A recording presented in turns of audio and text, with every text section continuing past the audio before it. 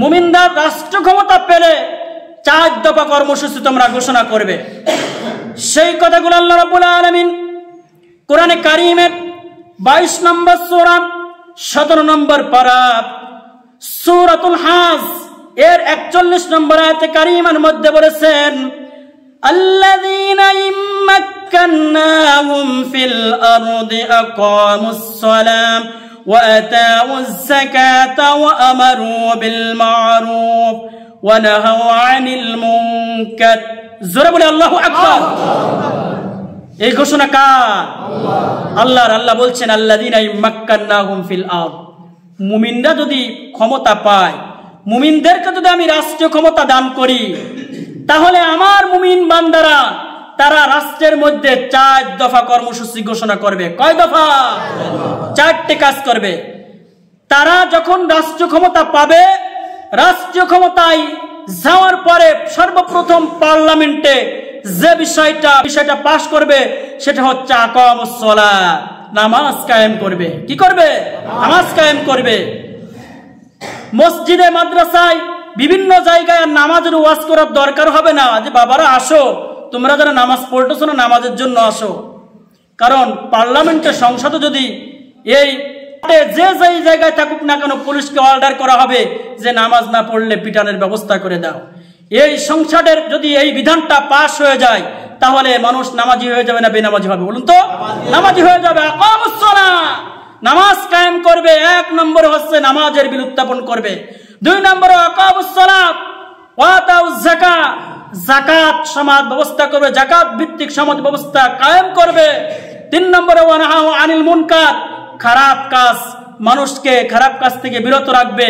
4 নম্বর হচ্ছে ভালো কাজের আদেশ দেবে। সংসদে যদি এই সব বিষয় উত্থাপন করা হয় আর যদি দেশের মানুষ এগুলো পালন করে তাহলে দেশে শান্তি আসবে না অশান্তি থাকবে? বলুন তো। শান্তি আসবে। সেই শান্তির রূপরেখা হচ্ছে কোরআন। শান্তির রূপরেখার নাম কি? সেই কোরআন আমরা ছেড়ে দিয়েছি, এই জন্য আমরা শান্তি পাই না। আর পক্ষান্তরে যদি কোন কাফির, কোন জালিম, কোন মুনাফিক, নাস্তিক মার্কা যারা রয়েছে তারা যদি সরকার গঠন করে তাহলে তারাও 4 দফা কর্মসূচি ঘোষণা করবে। কয় দফা? 4 দফা। আল্লাহ রাব্বুল আলামিন কোরআনে কারীমের 27 নম্বর সূরা 19 নম্বর পারা সূরাতুন নমরের 34 নম্বর আয়াতের মধ্যে বলেছেন, ইন্নাল মুলুকা ইযা দাখালু ক্বরয়াতান আফসাদুহা ওয়া জাআলু আ'iজ্জাতা আহলিহা আযিল্লা। আর রাব্বুল আলামিন কোরআনে কারীমের 2 নম্বর সূরা 2 নম্বর পারা সূরা বাকারা 205 নম্বর আয়াতে আরো বলেছেন যে, ওয়া ইযা তাওয়াল্লা সাআ ফিল আরদি লিইফসিদা ফিহা ওয়া ইহলিকাল হাসা ওয়াল্লাহু লা ইউহিব্বুল ফাসাদ। পক্ষান্তরে কোন জালিম, কোন ফাসিক, কোন মুনাফিক যদি ক্ষমতায় যায় তারা 4 দফা কর্মসূচি ঘোষণা করবে। কয় দফা? 1 নম্বর হচ্ছে তারা ক্ষমতায় যাওয়ার পরে নির্বাচনের আগে যে ওয়াদাগুলো করত একটা একটা করে ওয়াদাগুলো বরখিলাপ করবে। যেমন আমরা দেখেছি খুনি হাসিনার সময় তারা নির্বাচনের আগে যে ওয়াদাগুলো করেছিল নির্বাচনের পরে কিন্তু সেই ওয়াদাগুলো পালন করেনি। ঠিক কিনা? এর চেয়ে খুনি ফ্যাসিবাদী জালেম যারা থাকবে তাদের নির্বাচনী ইস্তেহাদের সময় অনেক কিছু আগাম বার্তা তারা দিবে, তা কিন্তু পালন করবে না।